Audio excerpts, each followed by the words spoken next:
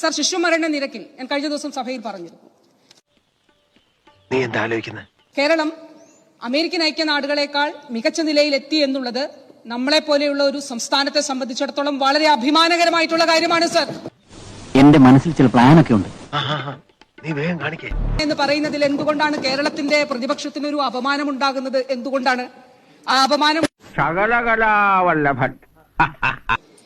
UDF കാലഘട്ടത്തിൽ ശിശുമരണ നിരക്ക് 12 12-ൽ നിന്നാണ് 5 എന്നുള്ള നിരക്കിലേക്ക് ശിശുമരണ നിരക്ക് കേരളത്തിൽ എത്തിയത് എന്നുള്ളത് നമുക്ക് കാണാം.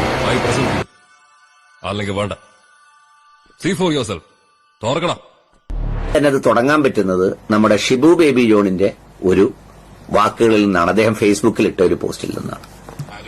വളരെ ഞാൻ എന്താണോ ഇങ്ങനെ ആയിപ്പോയത്? താൻ ചിന്തിച്ചിട്ടുണ്ടോ? അത് മുഖ്യമന്ത്രിയുടെ നിയമസഭയിലെ പ്രസ്താവന കണ്ടപ്പോൾ ഒരു കൗതുകം തോന്നി.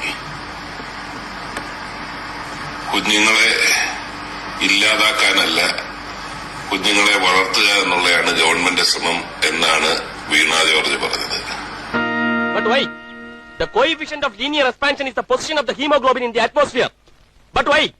But വീണ ജോർജ് ഒരു കാര്യത്തിന് മറുപടി പറയണം. പിണറായി വിജയൻ ഗവൺമെന്റ് കാലഘട്ടത്തിൽ 2 ലക്ഷത്തിൽ താഴെ 1,92,000 അബോർഷനുകളാണ് കേരളത്തിൽ നടന്നിട്ടുള്ളത്. ഇത് 75% വർധനവാണ് മുൻകാലത്തെ അപേക്ഷിച്ച്. അതായത് ഇതിനെക്കുറിച്ചൊരു മറുപടി പറയുകയും ഒപ്പം എന്താണേലും സ്പെഷ്യൽ ഇൻവെസ്റ്റിഗേഷൻ ടീമിനെ കോൺസ്റ്റിറ്റ്യൂട്ട് ചെയ്തിട്ടുണ്ടല്ലോ. പരിചയമുള്ള ആരേലും പാർട്ടിക്കാരോ ആരേലും ഈ 1,92,000 ഉണ്ടോ എന്നുകൂടി ഒന്ന് പരിശോധിച്ച് മറുപടി പറയുന്നത് നന്നായിരിക്കും. My phone number is 2255. Now there is a big movement called normal birthing movement, started in America and Canada. If you want, I'll give you a reference to the lady who is in charge, and they are doing wonderful work. From the time you become pregnant, they teach you and your husband how to deliver. Husband delivers you in your own house in the presence of your mother, father, everybody.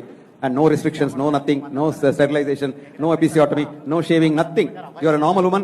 One fine morning you deliver and next day you're all right. അതിലെ ചില കള്ളക്കളികളാണ് ഞാൻ ഇവിടെ അടുത്തതായിട്ട് പറയാൻ ഉദ്ദേശിക്കുന്നത്. ഒന്നാമത് അവർ പറയുന്നത് മാതൃശിശു മരണ നിരക്കുകൾ കുറഞ്ഞിട്ടുണ്ട്. 100 കൊല്ലം അല്ലെങ്കിൽ 50 കൊല്ലം മുമ്പ് വളരെ കൂടുതലായിരുന്നു, അതിപ്പോ കുറഞ്ഞിട്ടുണ്ട് എന്നുള്ളതാണ്. സത്യത്തിൽ മാതൃശിശു മരണ നിരക്കുകൾ നമ്മുടെ ജനസംഖ്യാ വർധന നിരക്ക്, അതായത് ഫെർട്ടിലിറ്റി നിരക്കുമായി ബന്ധപ്പെട്ടും അതുപോലെ തന്നെ അബോർഷൻ നിരക്കുമായി ബന്ധപ്പെട്ട് കിടക്കുന്നതാണ്. ഫെർട്ടിലിറ്റി നിരക്ക് കുറയും തോറും സ്വാഭാവികമായിട്ടും മാതൃശിശു മരണ നിരക്കുകൾ കുറയും.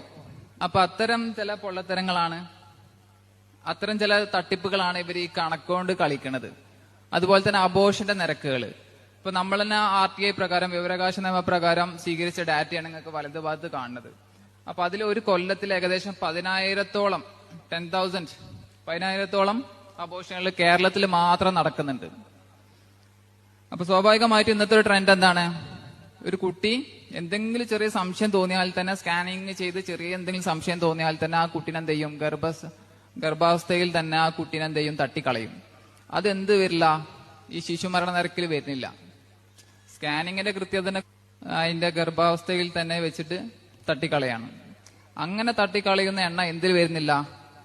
ഈ ശിശുമരണ നിരക്കിൽ വരുന്നില്ല.